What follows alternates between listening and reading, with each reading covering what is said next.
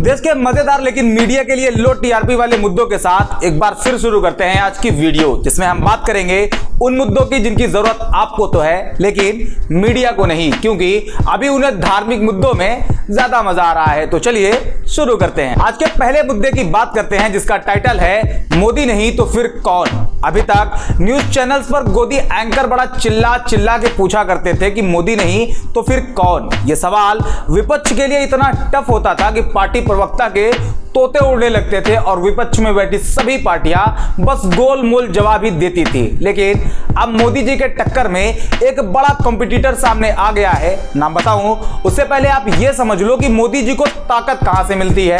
पहले पॉइंट की बात करें तो मोदी जी को विकास पुरुष की तरह प्रेजेंट किया जाता रहा है और मीडिया आज भी यह समझाने की पूरी कोशिश करता है कि मोदी जी हैं जो इस देश का भला कर सकते हैं और मोदी जी के टक्कर में कोई नहीं है। दूसरा पॉइंट, बीजेपी का आईटी सेल सोशल मीडिया पे बीजेपी का मजबूत, एक्टिव, साथ ही ए, बी और सी कैटेगरी वाले लोगों से भरा एक तगड़ा नेटवर्क है जो किसी भी मुद्दे को चंद मिनटों में ट्रेंड पर ला देता है और मोदी जी के महिमा मंडन करने में अपनी पूरी ताकत झोंक देता है।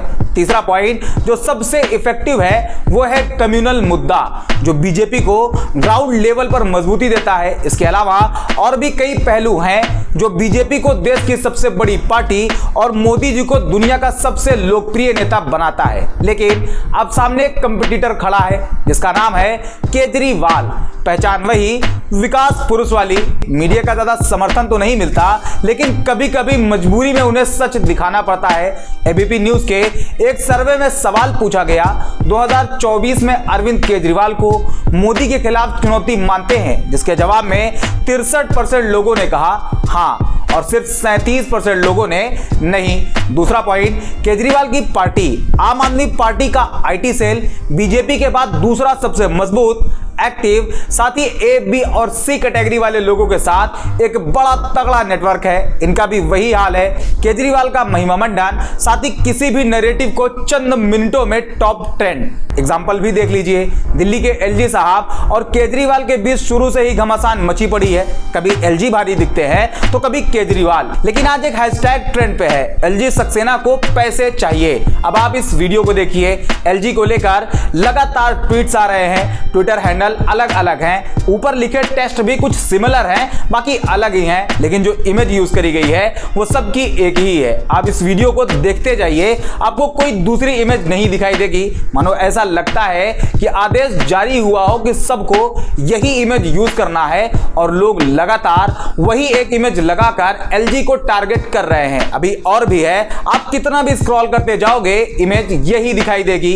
तीसरा पॉइंट है कम्युनल मुद्दा। यासिर जिलानी ने मनीष सिसोदिया को टारगेट किया तो आपके नेताजी असलियत पर उतर आए और हिंदू मुस्लिम शुरू हो गए। ऐसे में तीनों बड़े फैक्टर पे केजरीवाल मोदी जी को टक्कर देते दिखाई दे रहे हैं। इसलिए अब मोदी वर्सेस केजरीवाल कहना शायद गलत ना हो, क्योंकि चीजें सिमिलर ही हैं। आज का दूसरा लो टीआरपी मुद्दा जिसका टाइटल है कलयुग के अधर्मी मानव, आरएएस केसरलाल मीणा, जो आज बड़ी चर्चा में है क्योंकि उन्होंने कलयुग में ब्राह्मणों के खिलाफ टिप्पणी कर दी है और बड़े आरोप लगा दिए हैं। केसरलाल ने तो सनातन देवी देवताओं पर भी टिप्पणी करी है, लेकिन उस पॉइंट पर बोलना बिल्कुल भी गलत है, क्योंकि धर्म किसी का भी हो उसके लिए वही सबसे अच्छा होता है। लेकिन मीणा ने ब्राह्मणों को टारगेट करते हुए कहा ऐसे हजारों तथ्य हैं जिन्हें ब्राह्मणों ने हमें मानने पर मजबूर किया और हमने चाहे न चाहे मान लिया। आखिर क्यों?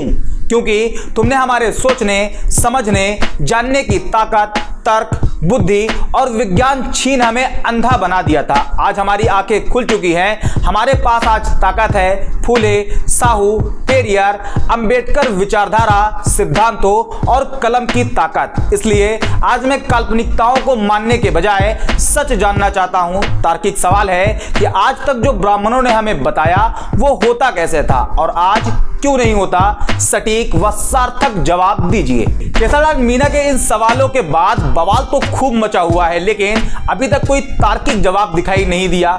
आपके पास हो तो जरूर दें, लेकिन अगर मुझे कहीं दिखाई देता है तो अगले एपिसोड में जरूर दिखाएंगे। आज का तीसरा लो टीआरपी मुद्दा, जिसका टाइटल है ईंट का जवाब पत्थर से देना। अगर आप सोशल मीडिया पर एक्टिव हैं तो इन्हें जरूर जानते होंगे। नाम है कुणाल कामरा।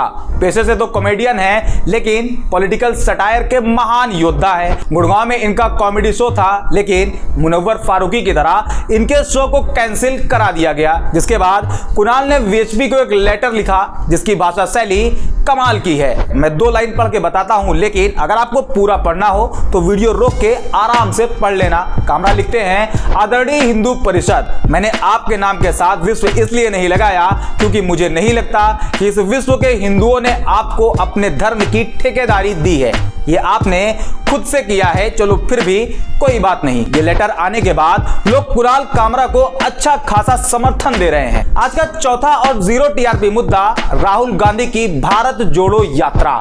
कांग्रेस पार्टी राहुल गांधी की अगुवाई में भारत भ्रमण पर निकली है और उनका कहना है कि वो भारत को जोड़ने निकले हैं। रास्ते की भीड़ और जन समर्थन, साथ ही उत्साह देख के लगता है कि फॉर्मूला काम भी कर रहा है। लेकिन राहुल जिस इलाके से गुजरते हैं वहां का माहौल तो बदलता दिख रहा है, जबकि पूरे भारत के माहौल को देश की मीडिया राहुल के खिलाफ करने में जुट गई है। ये कुछ थंबनेल देखिए। 2024 के लिए इच्छाधारी अवतार, साथ में राहुल की फोटो। देश विरोधी बातें करने वालों का साथ, कांग्रेस की मजबूरी। राहुल के साथ जिन 2 लोगों की इमेज लगाई गई है, उनके टी शर्ट पे लिखा है I am walking for job. अब ये लाइन कैसे देश विरोधी है, ये तो मीडिया ही अच्छे से एक्सप्लेन कर सकती है। एक और इमेज है, विदेशी सोच की यात्रा देश को जोड़ पाएगी। भारत जोड़ो यात्रा में हिंदू अपमान की कितनी मात्रा। इस तरह के शो नेशनल टीवी, खास करके इंडिया टीवी पर धड़ल्ले से चलाए जा रहे हैं। ऐसे में आपको क्या लगता है, राहुल की यात्रा